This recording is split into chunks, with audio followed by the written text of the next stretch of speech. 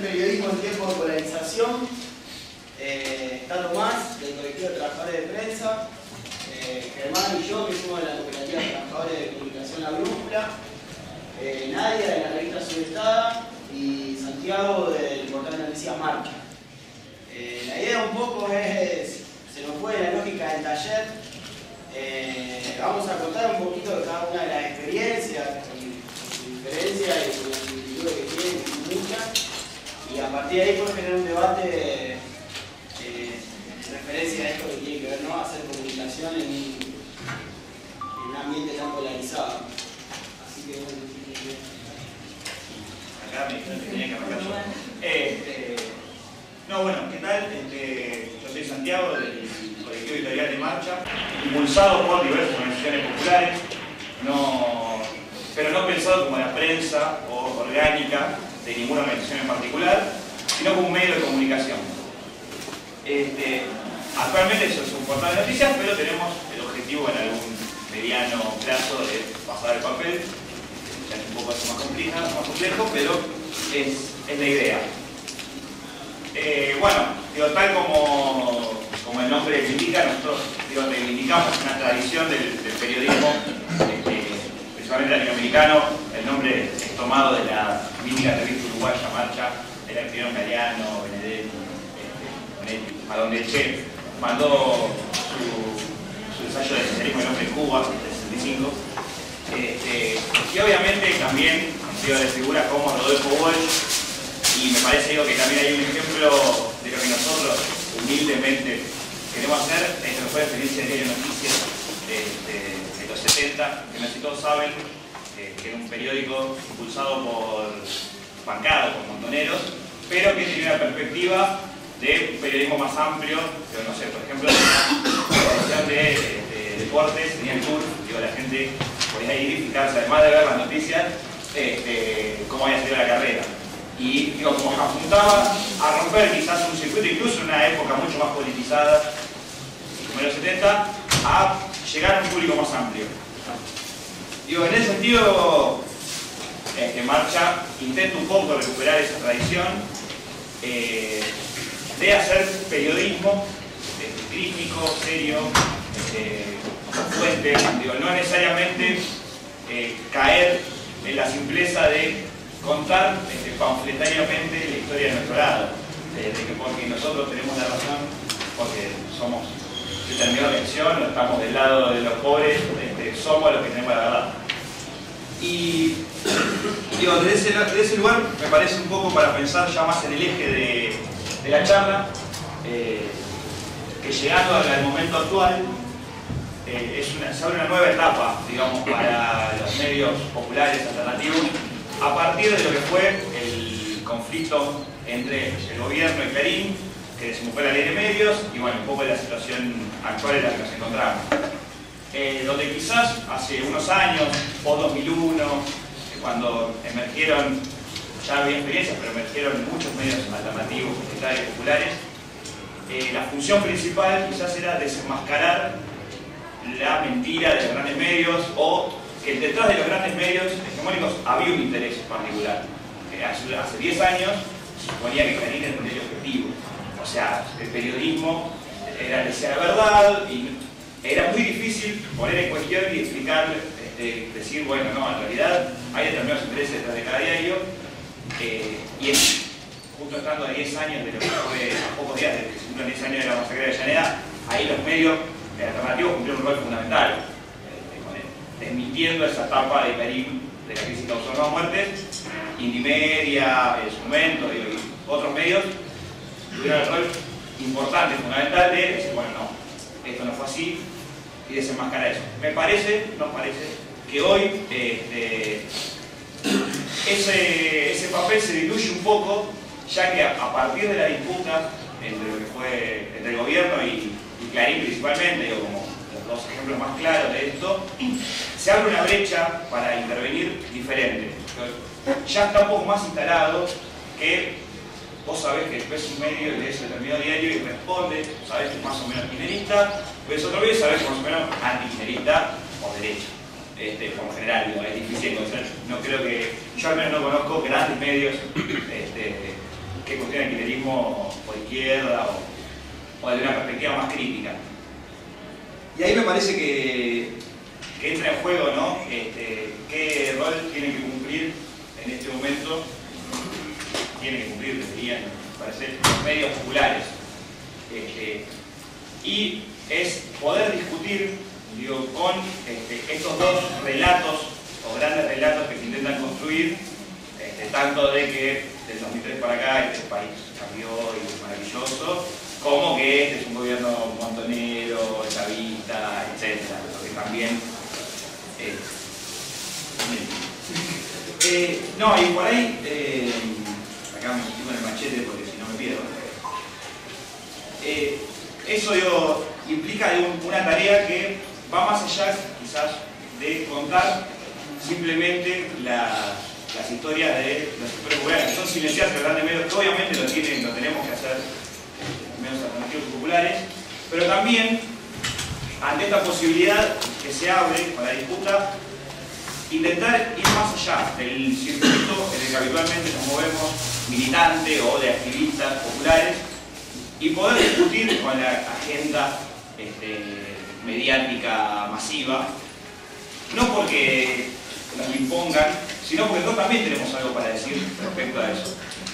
Existen distintas versiones, hoy por hoy, de lo que pasa en el país, de la economía, de la política, etc. Y que la gente bombardea permanentemente con dos versiones contrapuestas. Bueno, creemos que nosotros podemos intervenir ahí y poner otro relato en cuestión.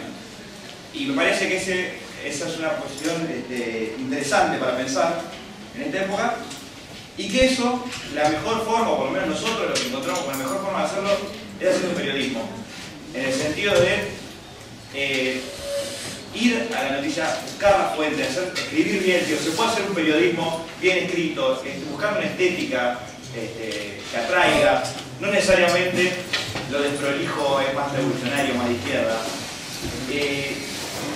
Y me parece que en ese sentido de marcha intenta, humildemente, no será mejor peor, ir por ese camino. Al mismo tiempo, ahí agrego que también los medios, y acá bueno, está Tomás del colectivo de trabajo de prensa, que después podrá desarrollar un poco mejor. Digo, en los grandes medios también existen trabajadores de prensa que no necesariamente están alineados con el medio en el que trabajan, en el que laburan. Digo, no todos son varones, no todos son Joaquín Venezuela.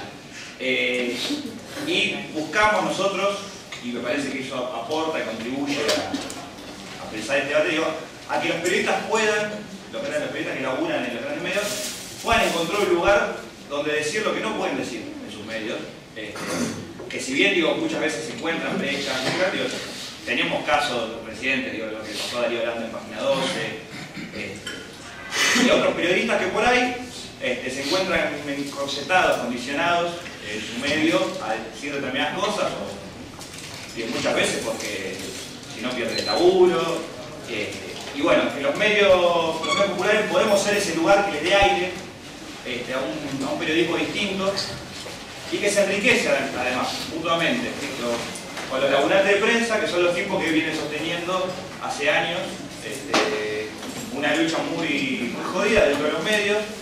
No me quiero meter más, igual el tema, perdón, Tomás, no te quiero. Tomás también compañero de marcha, además. Así que bueno, un poco por ahí era plantear esos ejes, de pensar esta idea de que efectivamente se abrió un espacio distinto para intervenir a nivel comunicacional en la Argentina en este momento, que no es el mismo que era hace 10 años, ni hace 20, ni en los 70, digamos, y que tenemos que repensar eso un poco y ver de qué manera los medios populares podemos intervenir ahí. Gracias.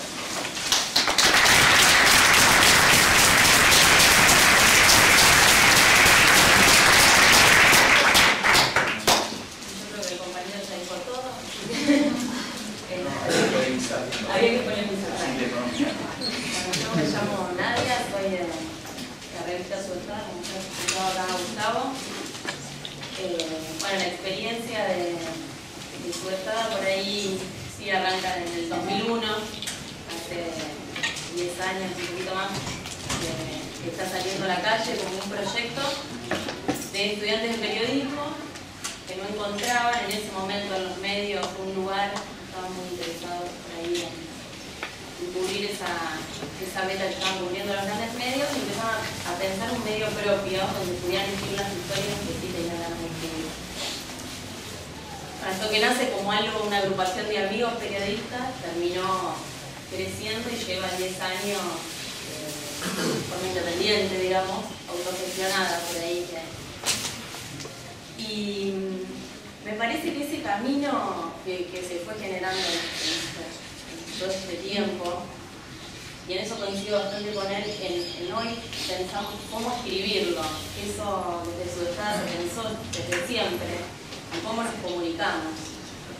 En un manual de prensa que encontré de una agencia de noticias en 2002, la consigna de ese manual de prensa era: no importa lo que decimos ni cómo lo decimos, lo importante es romper el aislamiento. Esto en el 2002. Hoy me parece que el aislamiento, con lo que significa Internet y las formas de comunicarnos como prensa alternativa, está roto en las redes sociales. Creo que hoy lo importante es cómo nos comunicamos, de qué manera usamos el lenguaje, cómo llegamos no solo desde lo partidario, sino al público en general, que es lo que le está faltando tal vez, como diría Carlitos Di Frade, cómo lo alternativo se convierte en masivo. Me parece que ese es el camino que tenemos que aprovechar nosotros en esta polarización, que lo que está haciendo es demostrar o tratar de demostrar que no se puede discutir ni profundizar en las ideas, sino que hay que pensar de una manera o de otra.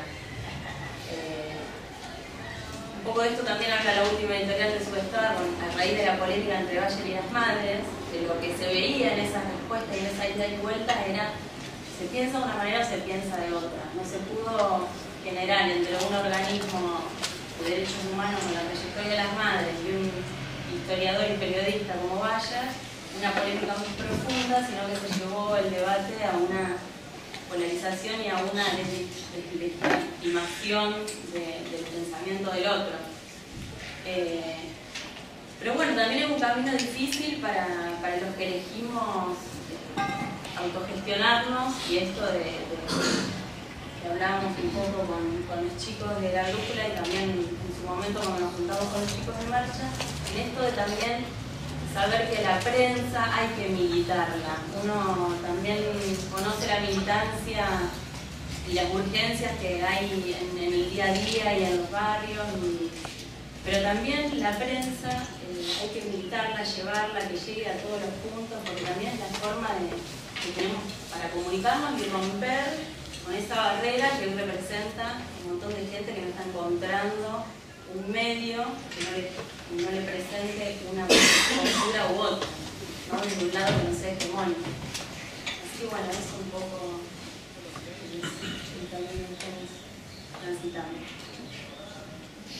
Bueno, yo soy Germán, de la Cooperativa de Comunicación La Brújula, de acá de Rosario.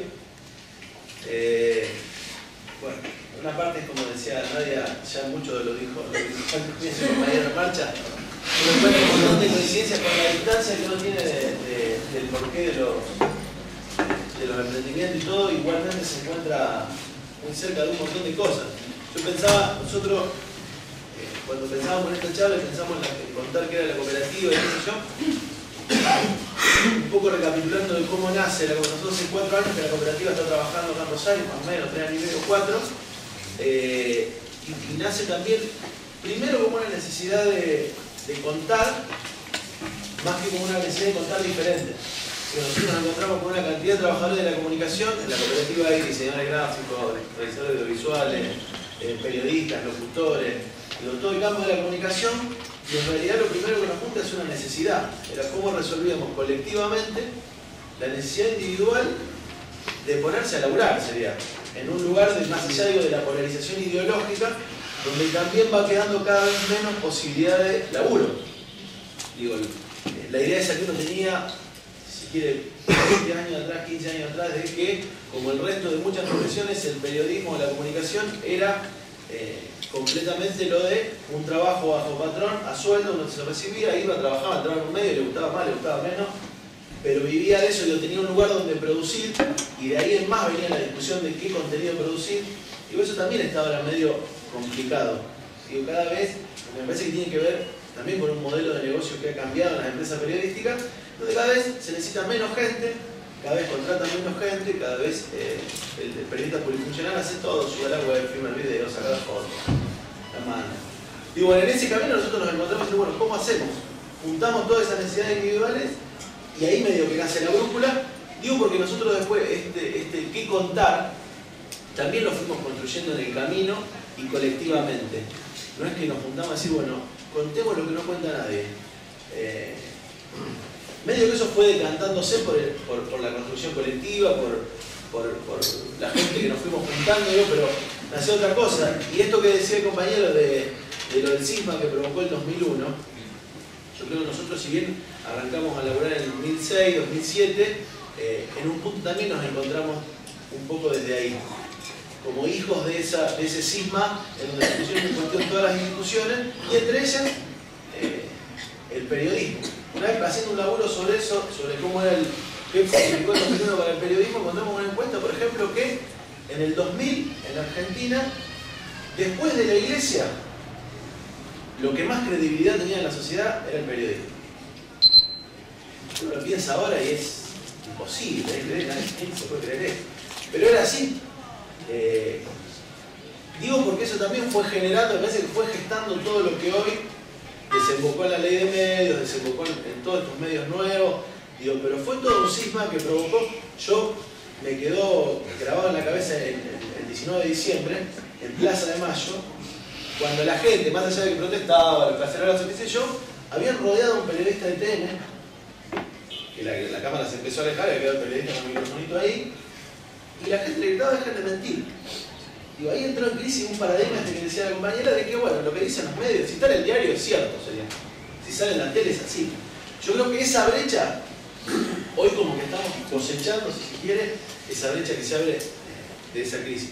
Nosotros somos un poco hijos de eso, con la cooperativa, y en ese camino nos fuimos juntando para laburar, y con esta variedad de composición, digo, de profesiones de la comunicación, también fuimos viendo qué podemos hacer. Arrancamos haciendo un programa de radio, que era más lo que teníamos a mano, lo que insumía, si se quiere, menos costo a la hora de armarlo. Y hoy la cooperativa está laburando con un programa de radio que ya lleva 3 años, un año en Red TL, acá en Radio Nacional, y 3 años en Radio Universidad. Estamos sacando en coproducción con otra gente el periódico Subsuelo, que es un periódico... tenemos todos. Es un periódico de política agraria, con lo que significaba hacer un periódico de política agraria en Argentina después del 2008. Dijimos, bueno, me parece que hay cosas para contar, digo, y que me parece que tiene que ver con la polarización. Esa polarización que por ahí hay temas de los que no se habla. O estás a favor o estás en contra. Y queda un poquito lejos la realidad de por qué suceden las cosas. Bueno, y después también empezamos a trabajar en el IRAR, el Instituto de Recuperación de Adolescentes de Rosario, haciendo la revista Saltando el Nudo de la Garganta, que es una revista producida con los pibes que están ahí presos, que están presos en realidad, más allá de que tenga todo un rodeo de recuperación de adolescentes y todo, están presos ahí. Bueno, poder generar una herramienta para esos pibes. Y en ese camino es que hoy estamos trabajando. Esa es nuestra experiencia más de laburo. Eso nos permitió a nosotros, incipientemente, ir resolviendo algunas cuestiones con las que nos juntamos, porque a la vez de que fue un emprendimiento, que fue tomando un contenido que le queríamos poner, fue también empieza a ser, muy incipientemente, un lugar donde laburar, donde empezamos a hacer un mango, digo, de manera autogestionada, que también es una discusión. Digo, porque el periodismo por el amor al arte tiene un techo, ¿viste? Cuando hay que parar la olla, sea copado lo que escribí, no sea copado lo que escribí. Entonces también es una pelea nuestra esa, de decir, bueno, sí, queremos ser el periodismo más piola de todo, el periodismo más clasista de todo, pero queremos vivir de eso. Y eso es una pelea que me parece que muchas veces está ausente en la discusión de esto de los contenidos, y de hecho creo que la gran ausencia es, por ejemplo, en lo de la ley de medios tiene que ver con eso, el laburante de la prensa. No hay un punto que hable de que se termine la flexibilización en las grandes empresas, digo, no está pensado, o que se incluyan a la gran cantidad de pibes como nosotros que en toda Argentina hacen periodismo sin patrón, hacen periodismo freelance, digo, se la rebuscan como pueden, laburan en una radio vendiendo publicidad. Digo, eso también es una pelea que nosotros damos y que me parece que hace el contenido, porque si uno quiere dar lo mejor para esto, necesita dedicarse a esto y vivir de lo de la comunicación. Y en eso, bueno, yendo ahí, para no hacerlo mucho más largo, a lo del tema del taller, lo de la polarización, nosotros también elaboramos un poco, como plantea el compañero de marcha, con esta idea de que no solo tratamos de contar la historia de los sectores populares y de ser un medio, por lo que eso significa ser el medio para que las voces que no están en otro lado lleguen a la mayor cantidad de gente posible, sino también que tenemos una agenda para polemizar, pero tenemos otro punto de vista, que los temas que se están discutiendo en todos lados tenemos un punto de vista que para nosotros es un punto de vista popular, que incluye los intereses populares, y me parece que también hay que ir a debatir eso. No es que no importa qué ley se sancione o porque esa ley no tiene que ver con la militancia barrial, no sé, digo, nosotros tratamos de que eso después no es fácil, vamos haciendo como podemos, ¿no? Pero tratamos de equilibrar en una agenda de la que no se habla en los grandes medios, en ninguna de las dos corpos, y una agenda que discute cada uno con su polarización. Bueno, en eso tratamos de poder hacerlo y con el mejor formato posible, porque después es muy difícil lo del formato y el contenido.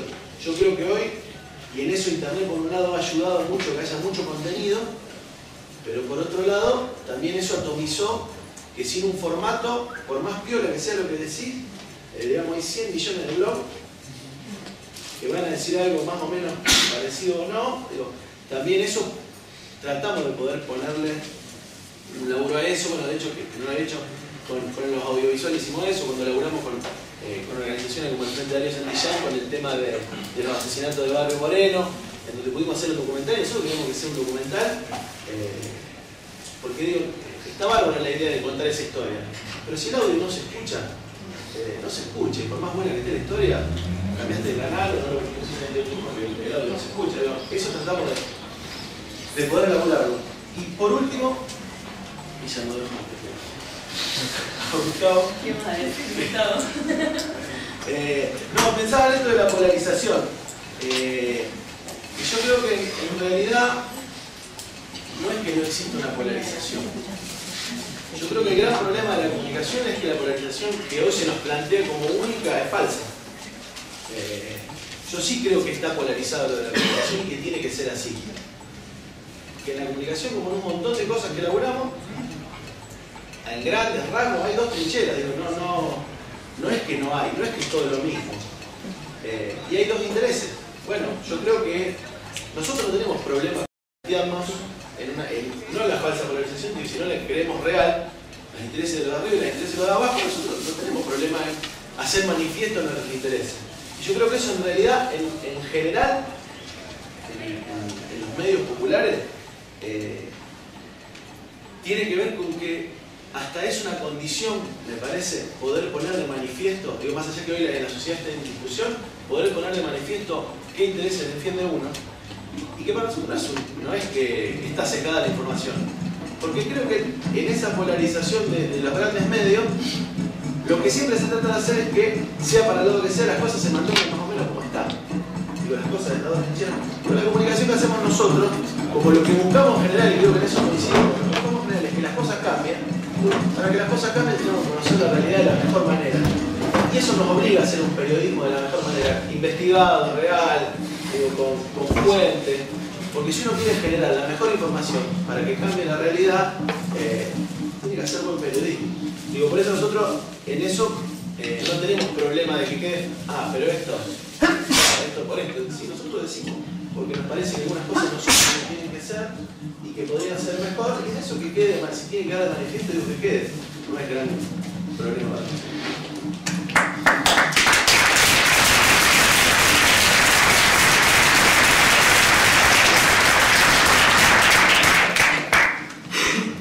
A mí me pareció interesante poder remarcar también el hecho de que nosotros hablamos mucho en la brújula sobre la construcción, digamos, del sentido de esa información o del hecho, de la noticia o de lo que sea. Nosotros estamos convencidos de que el hecho, la noticia, la información y demás no se cocina, digamos, puertas adentro, sino que pasa y transcurre puertas afuera. aunque en todo caso lo que se cocina por adentro es el sentido que se le da a ese hecho, a esa información, y que para eso es importante tanto las fuentes como el territorio en donde se construye esa información. Nosotros por nuestra experiencia personal creemos que es importante que la comunicación vuelva a adquirir ese sentido colectivo, ese sentido más de construcción territorial, en donde nos parece que sin eso, digamos, la comunicación tiene una pata trunca, que tiene que ver con que lo que contamos, lo que queremos contar, transcurre, digamos, en la realidad. Y que a partir de eso, cada uno, obviamente, ¿no? Después, a partir de intereses políticos, económicos, sin intereses, o como sea, la cuenta de alguna forma.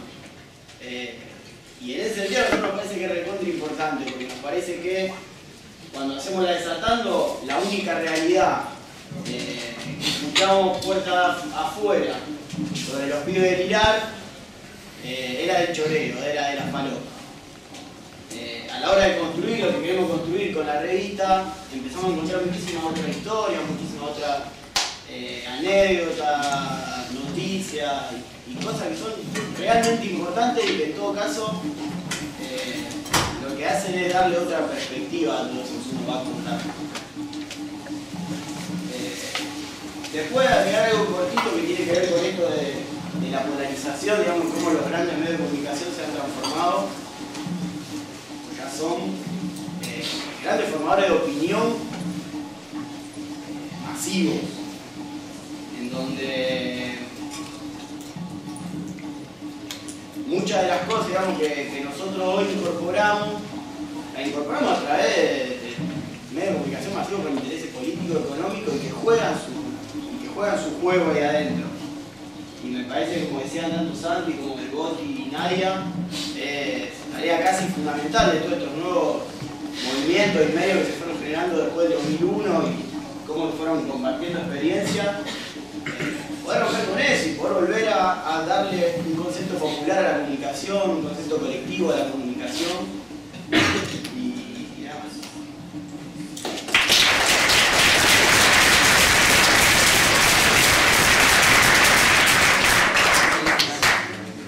Buenas noches, buenas tardes.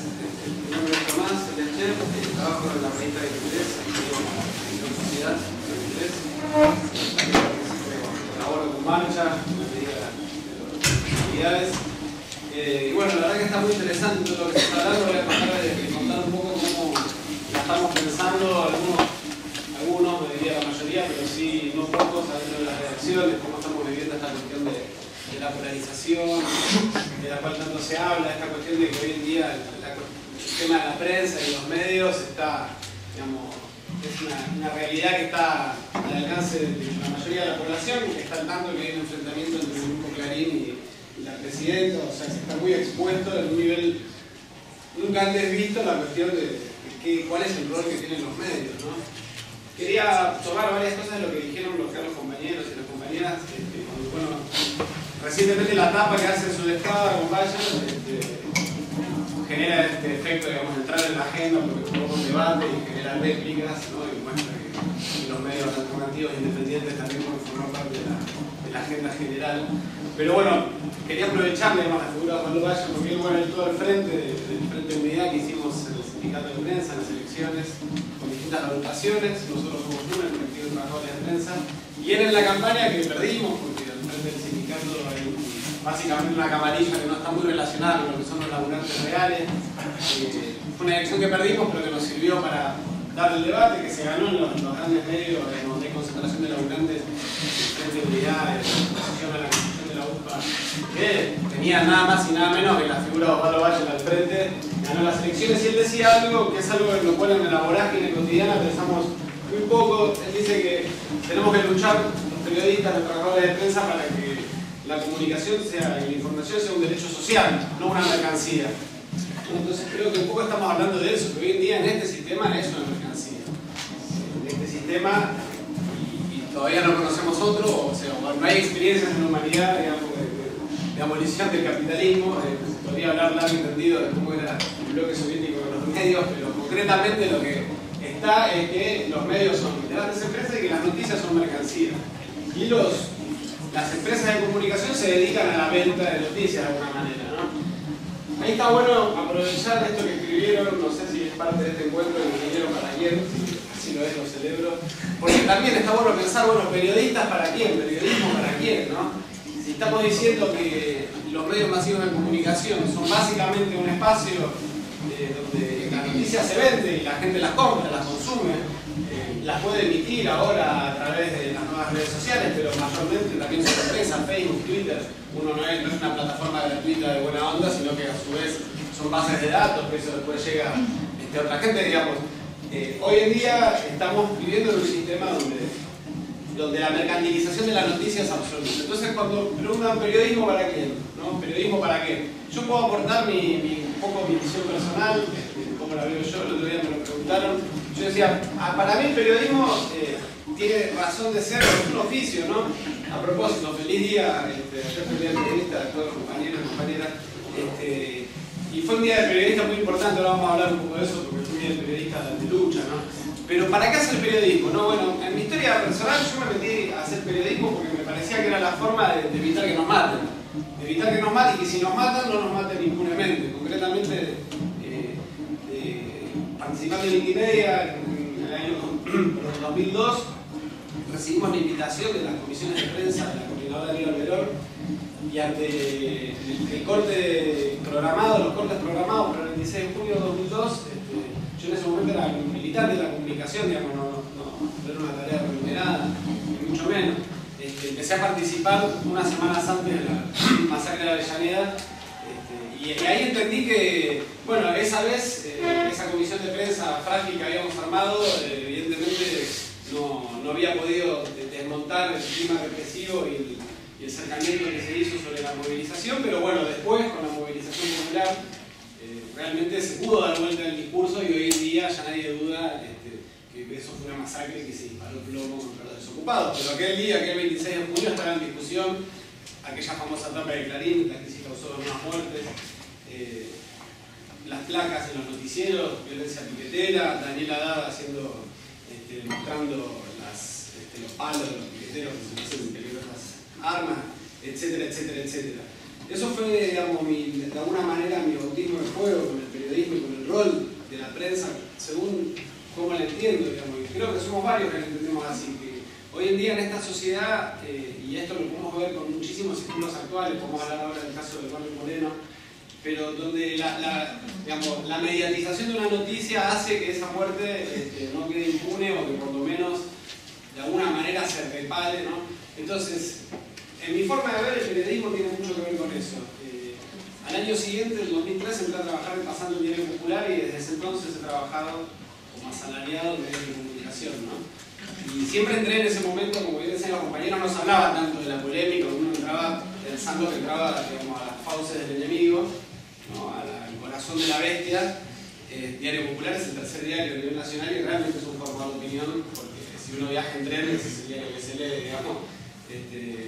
Y es el diario que básicamente leen los trabajadores y un diario muy conservador en muchas cosas.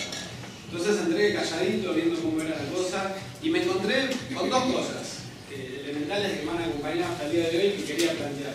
Que adentro de las redacciones hay compañeros que dan la pelea muchas veces anónimamente, de manera silenciosa, callada, tratando siempre, por supuesto, de mantener, sobre todo si son compañeros con familia, de mantener la fuente de trabajo, y que eso hace la diferencia, digamos, pelear ese espacio, decir yo esto no lo firmo, yo esto no lo escribo, y pelear para que salgan notas. Si uno revisa, por ejemplo, Diario Popular, a lo largo de todo este tiempo, pese a que ha sido un diario conservador, etc., salen un montón de casos de víctimas de gatillo fácil o de víctimas de personas pobres que se acercan a la redacción del diario en Sarandí y cuentan su historia, y ahí hay compañeros que los escuchan porque tienen, digamos, una idea y tienen un sentido de que la información es un derecho social, ¿no?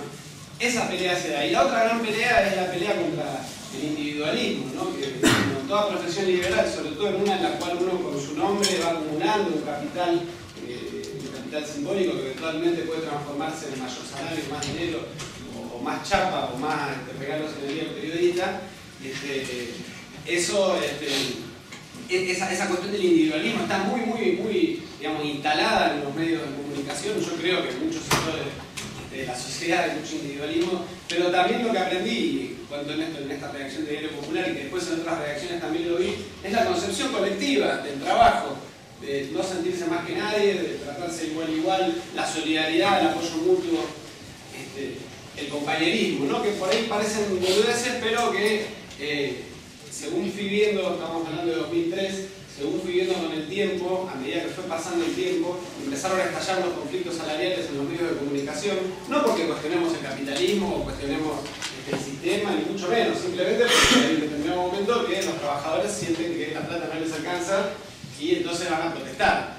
Y viví así situaciones interesantes en un diario popular, tuve la posibilidad de asistir a asambleas, y ya ver una asamblea adentro de un diario, en esos tiempos surgía muy fuerte el sindicato del sur, que había medidas de lucha en todas partes y nadie hablaba de los reclamos salariales de los trabajadores de prensa, ni siquiera los estábamos haciendo.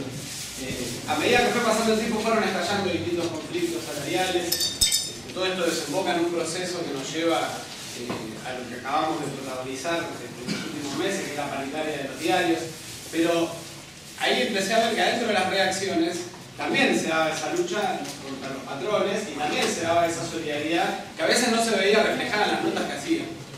De alguna manera el colectivo de trabajadores de prensa lo que busca agrupar es esto, es agrupar a los compañeros que nos sentimos compañeros, precisamente que nos sentimos que somos trabajadores, porque hay muchos compañeros que por escribir o por hacer una profesión que tiene que ver con, o un oficio que tiene que ver con estar frente a una compu o tener determinado tipo de chamullo, no se sienten trabajadores, o sea, reconocerse como laburantes, pelear para conseguir mejores salarios, para que no nos despidan, para que no nos flexibilicen, como mostraban los compañeros, hay tanta flexibilización, pelear desde adentro para frenar esto, y también pelear para hacer un periodismo, nosotros decimos, a favor de los trabajadores, el periodismo que manifiestamente, digamos, con los humildes, con quienes sufren las injusticias, el periodismo, digamos, cuando me preguntaban, ¿para qué sirve hacer periodismo? Bueno, en principio para evitar que nos maten, y eso sigue vigente. Si no estuviesen los medios comunitarios y también los periodistas de los medios grandes prestando atención a lo que pasó en el barrio Moreno, seguramente los familiares de las víctimas estarían triplemente amenazadas. Pero hay cierta parte de la gente que anda amenazando, se controla porque sabe que es un escándalo en los medios o hay alguien que se lo dice. Entonces sigue siendo, digamos, algo muy necesario estar pendiente de que, digamos, las muertes que se están dando y lamentablemente en el último periodo, para traer, digamos, violentamente la conversación a lo que está pasando en estos últimos tiempos y hablar un poquitito de la polarización, tenemos varios ejemplos, ¿no? El barrio Moreno, 1 de enero, Clarín y La Capital recogen la versión de la comisaría 15 que dice que había habido un ajuste de cuentas, un enfrentamiento y que los 3 chiquitos muertos eran ladrones que hacían estuches, o sea que ingresaban a domicilios particulares para hacer robos con no así. Y esa es la primera versión que aparece, ¿no? Entonces, bueno, ¿para qué nos sirve hacer periodismo? ¿Para qué nos sirve construir marchas sudestadas, la brújula, Inmedia, Prensa de Frente, en red, con todas las experiencias comunicacionales, ni hablar de las radios a lo largo y ancho del país, que cumplen un rol fundamental? Bueno, ese 1 de enero sirvió para contar algo distinto, digamos, de lo que se estaba diciendo. Sin una familia y sin, en este caso, una organización que haya salido, hubiese sido muy difícil. Pero los medios alternativos sirven ahí para amplificar esa voz. Pero también sirven los medios masivos. Y acá hay, por ahí, para tirar a un eje de polémica con los compañeros, en todas las intervenciones, o sea, por ahí Santi lo dijo en marcha, que por ahí necesitamos mucho esa discusión, pero de parte de los trabajadores de prensa que estamos asalariados en los medios, ni hablar de Clarín y La Nación, o sea, ni hablar de los que escriben de política, que a su vez es la élite, ¿no? Porque una cosa es sociedad y otra cosa es política, una cosa es deporte. Si vos estás en Clarín en deporte, estás más tranqui, digamos, en el tema de contenido. Si estás en política, bueno, lo mismo con La Nación. Yo recomiendo mucho leer los diarios, leer La Nación. Leer La Nación, por ejemplo, tiene el mejor suplemento de espectáculos, que corre por izquierda a cualquier suplemento de espectáculos. Y es así. Pasan esas cosas también, de la polarización, no es tan lineal, digamos, ¿no? Pero lo que decía, que con esta cuestión del barrio Moreno, concretamente, ¿no? Para ir a este ejemplo, ahí lo que sirve, lo que nos sirve es tener compañeros adentro de las redacciones. No sirve que Clarín haga una nota la semana siguiente diciendo que los chicos eran bárbaros, porque eso fue lo que hicieron. Después, para lavarse la culpa de la cagada que se había mandado, una vez expuesta vía Twitter, vía redes sociales, etc., los tipos salen a dar una versión y hacen la nota, que es una nota que tranquilamente podría haber sido publicada en un medio nuestro, y lo hizo Clarín. Y La Capital también, acá en Rosario. La Capital, que salió primero con una versión de los Scrooge, de los Scrooge, después se da vuelta totalmente. Y eso no sirve, porque hasta que no cambiemos de sistema, y falta bastante, hay que construirlo, y es un horizonte de muchísimos años, y la información, digamos, va a seguir siendo una mercancía durante muchos años, por más ley de medios, por más discusión que haya. Y la gente compra, a ver, ¿ustedes por qué piensan que Clarín vende 300.000 ejemplares? No compran porque tienen mejor suplemento clasificado, porque vienen con cubiertos y con platos, no lo compran porque están de acuerdo con la tapa, digamos. O sea, no hay un público que toma partido por el medio que compra, digamos. Eso es así. Si uno habla con un canillista, se lo va a decir. La gente compra, o sea, La Nación se empezó a vender más porque tenía una tarjeta que te hace descuento en los restaurantes y en el cine. Entonces la gente evalúa. Decía el otro día Miguel Ruchansky, que es uno de los fundadores de la THC, y que hoy en día y también es una revista en roja contra Travesti, y que hoy en día sale en el noticiero de Canal 7, de un ejemplo de un cuadro que circula por los medios masivos y por los medios comunitarios alternativos. Él hablaba de la muerte del periodismo, porque todos forman hacer periodismo hoy en día, no hay en la Facultad de La Plata, hay unos compañeros que estuvieron. Y eso generó bastante escozor, porque como que los periodistas, los profes de periodismo se sentían medio insultados, ¿no? ¿Cómo la muerte del periodismo? Él lo decía en el sentido que todos forman hacer periodismo hoy, que es dar cuenta que basta de ir a estudiar y que te hagan hacer un ejercicio de radio que lo escuchan todos los alumnos. Es ridículo, vamos a una plaza y hagámoslo con los vecinos. O sea, el ejercicio en la práctica es real, y hoy en día eso sí está bueno en las nuevas tecnologías, que cualquiera puede hacer un reporte, dar cuenta, y sobre todo eso, mi eje es ese, evitar que nos maten. Hoy en día, cuando fue el Parque Interamericano, 2010, 7 de diciembre, de vuelta el esquema, se mataron entre ellos, el esquema, la policía es imprevisible en un punto, ¿no? Hay tumberas, se mataron dentro de la villa, había 200 policías disparando con cientos de testigos y los tipos igual sostienen eso. Y ahí el rol de los ahí como contaban, como estudiaban en el TN, ahí el movimiento del TN se la rejugó y evitó que maten un cuarto tipo. Y así, y como nos mataron a Mariano Ferreira, la reportera de C5N, desde el piso Feynman le decía, es un tiroteo, y decía, no es un tiroteo, es un sector que atacó al otro. Y lo dice el C5N. Entonces, esto es para que pensemos en una alianza, en un complot, me gusta esa palabra, es decir, nos vamos a complotar adentro, los que estamos adentro de las reacciones, con los que están construyendo los medios alternativos, que son, para mí, estratégicos, digo, que tienen que dejar de ser alternativos para ser populares, si se quiere, esa cuestión de no marginarse, no alternativizarse. No, vamos, la verdad que Sudestada vende más que 23, así que no sé qué más alternativo concreto, o sea, la 23 es así, no hay mucha gente que va y dice, dame la 23. La gente dice, dame la Sudestada, dame la THC, dame la Barcelona. Es así, esas son las revistas más vendidas por fuera de lo que es Noticias, Cara, Paparazzi, que es en realidad la más vendida. O sea, digo, se pueden construir medios populares que tengan llegada, no sé si de millones, pero sí de miles, digamos. Y para cerrar, pensando un poco el tema de la polarización, es cierto que ayer fue la fiesta del Día del Periodista ahí en 23, en la redacción, en nuestro hábito, lugar concreto tiene este tamaño, la reacción es mucho más grande, con un patio, etc. Resulta ser que el empresario, o sea, el Spolky, todos los años incorpora más empresas, ¿no? Pero todos los años hace la fiesta en el mismo lugar, entonces cada vez estamos en Cromañón, ayer había recreativa, qué sé yo, porque iba a estar Balucci, que era una mujer de patrón, que no vino, pero vino el ministro. Vino el ministro Tomada. Vino Nico Taza y vino el gobierno Silvia. En un momento lo veo al gobierno Silvia saludándose con Tomada, lo cuento porque la verdad que no va a salir publicado en ningún lado. Digo, para ver hasta qué nivel la polarización. Y ahí, digo, el otro día hicimos una charla con los compañeros de la juntada en sociales de la UBA. era sobre este tema, polarización, ¿no? Hacer periodismo en tipo de polarización.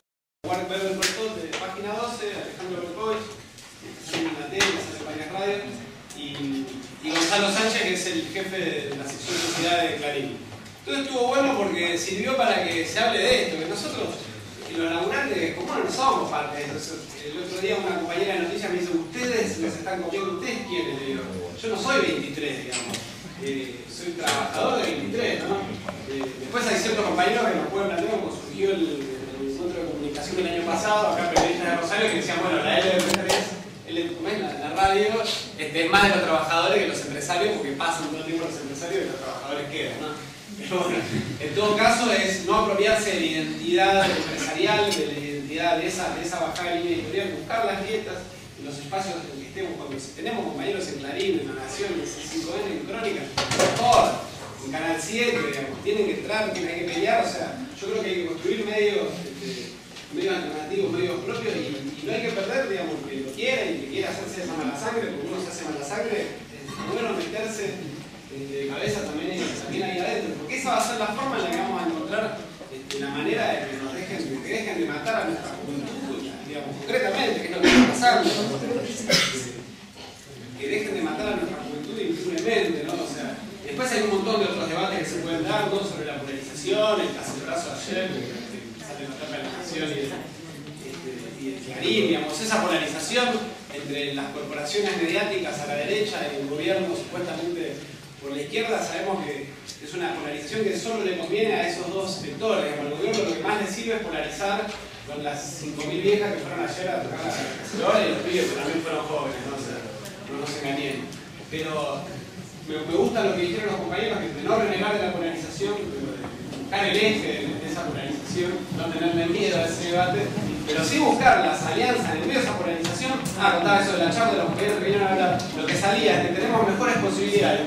Si ustedes se fijan, si no sale Clarín te puede sacarlo de la minería para correr por la izquierda del gobierno, y 23 te saca en tapa a la santafesina Sociedad Anónima porque Wiener no le puso publicidad, ponele, o algo así, digamos, y se abren grietas que antes no estaban, digamos, que al haber ese enfrentamiento, si no lo publica uno, me lo publica el otro, digamos. Obviamente siempre vamos a estar a la defensiva, va a tener que llegar el momento en el que los laburantes de prensa organizados peleemos por el derecho a que determinadas noticias se tienen que publicar, peleemos por el derecho a las reacciones al derecho a réplica, por ejemplo. Un caso muy interesante del que se habla poco, que sucedió en tiempo argentino, y con esto cierro, así abrimos un poco las preguntas y eso, el debate, que fue cuando pasó lo del pollo sobrero. Resulta que un domingo compran una operación de Aníbal Fernández, que le dice que tenían todas las pruebas de cómo es una tapa digna de la Barcelona. Todas las pruebas que demuestran que Sobrero quema trenes, más o menos. Ese juez, el juez ya, creo que se llama, finalmente termina siendo, era un juez subrogante, no, pero tuvo un desastre, digamos. Se supo que tuvo una gran falsedad. Bueno, los trabajadores de Tiempo Argentino hacen una asamblea y le expresan a la dirección editorial y a la patronal su repudio, diciendo que los laburantes no. O sea, si querés hacer operación de prensa contra otro patrón, qué sé yo, digamos, para algo te lo compraste, se supone. Pero con los delegados, de los compañeros, ¿no? Aparte, bueno, justo un tema tan sensible. Y eso fue lo que pasó con Aranda. Se pudo denunciar la censura porque hay una asamblea. Lo mismo nos pasó en 23, que nos voltearon una etapa que era sobre las razones del horror de la tragedia de 11, borrando párrafos enteros sobre las cosas, las atrocidades que había hecho Siciliano, que por otro lado están en el Google, o sea, una censura innecesaria, ni siquiera era que... pero más de abuso de autoridad. Y bueno, hicimos una asamblea y dijimos, no, hay formas de plantarse, ¿no? De plantarse como trabajador de prensa.